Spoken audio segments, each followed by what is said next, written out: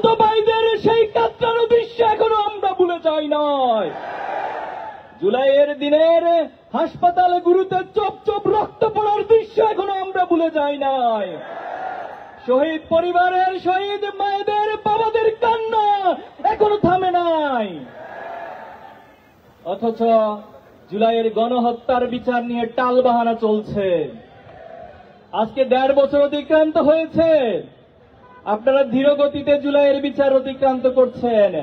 এত এত চাক্ষুষ প্রমাণ থাকার পরেও এখনো পর্যন্ত একটি রায় দিতে পারেন নাই। আপনারা তো কোনো স্বাভাবিক প্রক্রিয়া ক্ষমতায় বসেন নাই, আপনারা তো কোনো স্বাভাবিক প্রক্রিয়া নির্বাচনের মাধ্যমে ক্ষমতায় আসেন নাই। আপনারা জুলাইয়ের শত শত রক্তের উপরে ক্ষমতায় এসেছেন। জুলাইয়ের রক্তকে যারা ধারণ করতে পারবে, জুলাইয়ের শহীদ পরিবারের আকাঙ্ক্ষাকে যারা ধারণ করতে পারবে, তাদের শুধুমাত্র এদেশে ক্ষমতায় টিকে থাকার ম্যান্ডেট থাকবে। আওয়ামী লীগের পুনর্বাসনের জন্য অনেকে প্রজেক্ট হাতে নিয়েছেন। আওয়ামী লীগ কি মানুষ না পশু? আওয়ামী লীগ মানুষ নয়, মানুষের প্রতি মানুষ দয়া দেখায়। কোন পশুর প্রতি, পশুর চেয়ে নিকৃষ্ট প্রাণীর প্রতি কেউ দয়া দেখাতে পারে না। আপনারা বক্তব্য দিচ্ছেন ক্ষমতায় আসলে আওয়ামী লীগের সব মামলা উঠিয়ে নেবেন। আপনাকে কে অধিকার দিয়েছে সব মামলা উঠিয়ে নেওয়ার? কে ম্যান্ডেট দিয়েছে সব মামলা উঠিয়ে নেওয়ার? আপনারা ক্ষমতায় আসার আগে নিজেদেরকে ক্ষমতার চেয়ারে কল্পনা করা শুরু করে দিয়েছেন। হাসিনাকে আমরা একটা লাল কার্ড দেখিয়েছি। যারা ভবিষ্যতে ফ্যাসিবাদী স্বৈরাচারী আচরণ করার চেষ্টা করবেন তাদের জন্য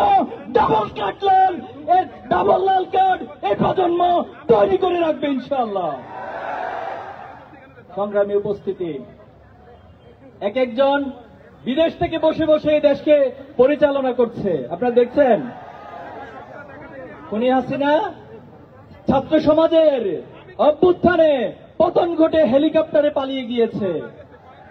তিনি যখন পালিয়ে গিয়েছিল তার নেতাকর্মীর কথা কি মনে ছিল না?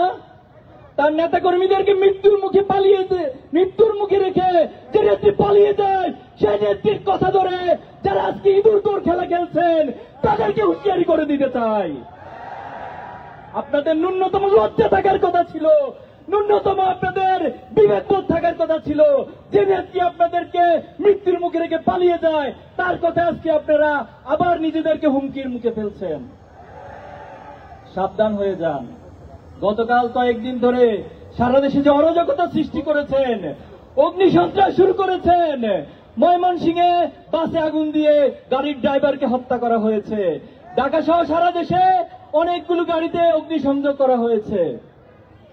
বাংলাদেশে এই অগ্নিসংযোগকারী এই ফ্যাসিবাদী কোন রাজনীতি ভবিষ্যতে চলতে দেওয়া হবে না। বাংলাদেশের ছাত্র সমাজ সেটা হতে দিবে না। সংগ্রামী উপস্থিতি, আমরা সরকারকে আহ্বান জানাবো অতি সত্বর জুলাই গণহত্যা সহ বিডিআর হত্যাকাণ্ডে যারা শহীদ হয়েছিল, সপ্তাহে যারা শহীদ হয়েছিল, বাংলাদেশে অসংখ্য আলেম ওলামা নেতৃবৃন্দকে যারা হত্যা করেছিল, যারা জুলাই গণহত্যা চালিয়েছিল, তাদের প্রত্যেককে যথাযথ বিচারের আওতায় আনতে হবে। সংগ্রামী উপস্থিতি, জুলাই সনদ জুলাইয়ের অন্যতম আকাঙ্ক্ষা ছিল। এই রাষ্ট্রে দীর্ঘদিন যাবৎ রাষ্ট্রের প্রতিটি প্রতিষ্ঠানকে ধ্বংস করে দেওয়া হয়েছে। আমাদের বড় আকাঙ্ক্ষা ছিল জুলাইয়ের মধ্য দিয়ে প্রত্যেকটি প্রতিষ্ঠান সংস্কার হবে। কিন্তু এখানে আমরা দেখতে পাচ্ছি একটি রাজনৈতিক দল তারা বারবার সংস্কারের পথে বাধা সৃষ্টি করছে। তারা বারবার প্রতিবন্ধকতা দিয়ে আবার নিজেদেরকে ফ্যাসিস্ট হয়ে ওঠার রাস্তা সবকিছু খোলা রাখার জন্য চেষ্টা করে যাচ্ছে। সংগ্রামী উপস্থিতি, এই নোট অফ ডিসেন্টের নামে যারা জুলাইয়ের আকাঙ্ক্ষাকে অস্বীকার করছেন তারা এই জাতির সাথে প্রতারণা করছেন। এই জাতি কোন প্রতারককে রাজনীতির মাঠে দেখতে চায় না। সংগ্রামী উপস্থিতি, যে জুলাই আন্দোলন ছাত্রদের অভ্যুত্থান জাগরণের মধ্যে তৈরি হয়েছে, অথচ আমরা দেখেছি এই সরকার অনেকগুলো সংস্কারের কাজে উদ্যোগ নিয়েছে, কিন্তু শিক্ষা সংস্কারের কাজে তারা উদ্যোগ নেয় নাই। আমরা ছাত্র শিবিরের পক্ষ থেকে 30 দফা শিক্ষা সংস্কার দাবি উত্থাপন করেছি। আমরা সরকারকে বলতে চাই, এই প্রত্যেকটি দাবি যদি বাস্তবায়ন করা সম্ভব হয়, বাংলাদেশের শিক্ষা ব্যবস্থা বিশ্বের বুকে বিশ্বমানের একটি শিক্ষা ব্যবস্থা পরিণত করা সম্ভব। আজকে যখন ডাকসু সহ বিভিন্ন ক্যাম্পাসে ছাত্র শিবিরের প্যানেল জয় হচ্ছে, তখন একটি চক্র হিংসায় তারা জ্বলে পুড়ে মরছে। তারা বারবার অবৈধ পন্থায়, তারা বামের পথে, ডানের পথে, নিচের পন্থা দিয়ে ক্ষমতায় আসতে চায়। তারা কখনো ছাত্র সমাজের ম্যান্ডেট নিয়ে কখনো ক্ষমতায় আসতে চায় না। আজকে যখন ক্যাম্পাসগুলো সংস্কার উদ্যোগ নেওয়া হচ্ছে, এই ঢাকা বিশ্ববিদ্যালয়কে মাদক মুক্ত করার উদ্যোগ নেওয়া হচ্ছে, তখন একটি চক্র সে মাদকাসক্তদেরকে মাদকের অভয়ারণ্যে পরিণত করার জন্য মাদক কারবারীদের পক্ষ অবলম্বন করছে। আমাদের এই বাংলাদেশে যারা আধিপত্যবাদ কায়েম করতে চায়, তারা আমাদের ছাত্র সমাজকে ব্রেনলেস এবং মাদকাসক্ত প্রজন্ম হিসেবে গড়ে তোলার জন্য বারবার চেষ্টা করেছে। আমরা আমাদের এই ছাত্র সমাজকে মাদক মুক্ত করতে চাই। আমরা হীরক রাজার দেশের মতো কোন ব্রেনলেস প্রজন্ম তৈরি করতে চাই না, বরং মাদক মুক্ত একটি মেধাবী ইনোভেটিভ জাতি গঠন করতে চাই। এজন্য যারা এই মাদকের পক্ষে অবলম্বন করবে, তাদেরকে চিহ্নিত করবেন, তাদেরকে প্রতিহত করবেন। সংগ্রামী উপস্থিতি, আগামী যে জাতীয় নির্বাচন অনুষ্ঠিত হতে যাচ্ছে, ইসলামী ছাত্র শিবির একটি সচেতন ছাত্র সংগঠন হিসেবে আমরা দাবি করছি এই নির্বাচন অবাধ, সুষ্ঠু এবং নিরপেক্ষভাবে অনুষ্ঠিত হতে হবে। আমরা প্রশাসন সহ এই রাষ্ট্রের বিভিন্ন জায়গা থেকে আমরা দেখছি তারা ফ্যাসিবাদী এবং একপাক্ষিক অবস্থান তারা গ্রহণ করছে।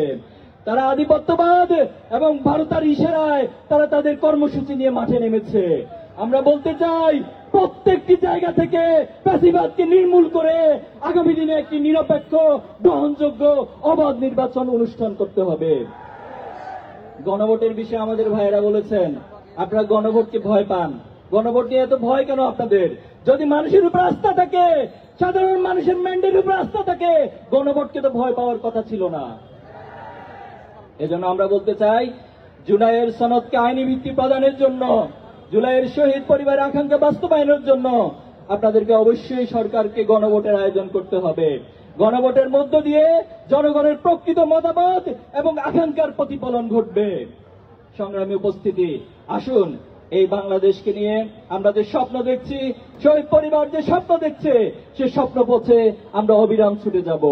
আমরা এই শহীদ প্রজন্ম হিসেবে আমরা বলতে চাই যে বাংলাদেশ গড়ার যে সুযোগ তৈরি হয়েছে, এই সুযোগকে আমরা আর হাতছাড়া হতে দিব না।